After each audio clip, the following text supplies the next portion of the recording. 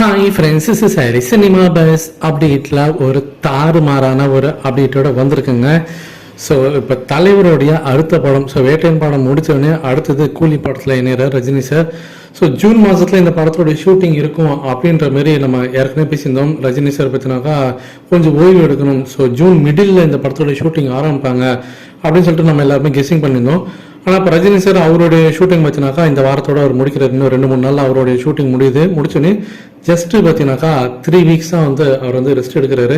So rest எடுத்துட்டு 4வது வாரமே, அதாவது ஜூன் மாதத்தினுடைய முதல் வார இறுதியில் பார்த்தீங்கன்னாக்கா கூலி படத்துடைய ஷூட்டிங் ஆரம்பிக்க போகிறாங்க.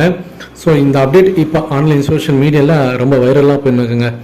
என்ன விஷயம் அப்படின்னு சொல்லிட்டு பார்த்தீங்கன்னாக்கா, எவ்வளோ சீக்கிரம் இந்த படத்தை ரிலீஸ் பண்ண முடியுமோ அவ்வளோ சீக்கிரம் ரிலீஸ் பண்ணிடணும், ரொம்ப டிலே பண்ணிடக்கூடாது அப்படின்ற மாரி ரொம்ப சன் பிக்சர்ஸ் பார்த்து பண்ணியிருக்காங்க. ஏன்னா ப்ரீ ப்ரொடக்ஷனுக்கு தேவையான டைம் கொடுத்தாச்சு. ஸோ அதனால் படத்தை பக்காவாக எடுத்துடலாம், ஸோ தள்ளி போகிறதுக்கு வாய்ப்பு இல்லை அப்படின்றதுனால தான் கரெக்டாக பிளான் பண்ணியிருக்காங்க அப்படி தான் சொல்லணும். ஆக்சுவலி பார்த்தீங்கன்னா ஏப்ரல் மாதமே இந்த படத்தோட ஷூட்டிங் ஆரம்பிக்க வேண்டியதாக இருந்தது.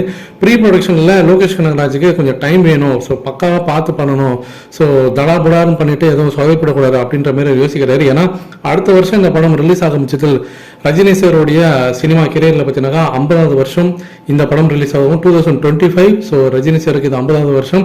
ஸோ ரஜினி சாருக்கு இந்த படம் ரிலீஸ் ஆகும்போது ஒரு மிகப்பெரிய ஒரு கொண்டாட்டமாக இருக்கணும் நம்ம இந்தியன் சினிமா ஹிஸ்ட்ரியில் அப்படின்ற மாதிரி ஒரு பிளான் பண்ணியிருக்காங்க. அதுக்கு ஏற்றா போல தான் இப்போ இந்த எல்லா பிளான்ஸை பார்த்தீங்கன்னா பக்காவாக போயின்னு இருக்கு. ஸோ வெயிட் பண்ணி பார்ப்போம் என்ன பண்ண போகிறாங்க அப்படின்னு சொல்லிட்டு.